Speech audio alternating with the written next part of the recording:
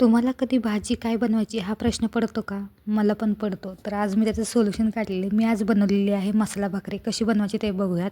तर इथे मी गरमागरम भाकरी टाकून घेतलेली. त्याचा पापुद्रा जो आहे तो पूर्णपणे वेगळा करायचा. त्याच्यानंतर एक कांदा बारीक चिरून त्याच्यामध्ये कोथिंबीर, आपला गोडा मसाला, काश्मीरी लाल मिरची पावडर, धनेपूड, आपलं लाल तिखट टाकायचं घरातलं, शेंगदाण्याचा कूट, मीठ आणि आपलं कच्चं तेल हे सगळं टाकून छान असं मिक्स करून घ्यायचं. छान एका सरफेसवरती ही भाकरी ठेवायची आणि आपण हा जो मसाला तयार केलेला आहे हा छान असा भाकरीवरती सगळीकडे पसरवून घ्यायचा. लाल तिखट आहे तुम्ही तुमच्या आवडीने टाकू शकता. कांदा तिखट असेल तर कमी टाकलं तरीही चालेल. मस्तपैकी असा हा मसाला भाकरीवरती पसरवून घ्यायचा आहे. दाट विरळ तुम्हाला आवडेल तसं त्या पद्धतीने पसरवून घ्या आणि आपली मसाला भाकरी खायला रेडी आहे. खूप छान लागते. म्हणजे दह्यासोबत तर काही विचारूच नका. एकदम अप्रतिम याची टेस्ट असते.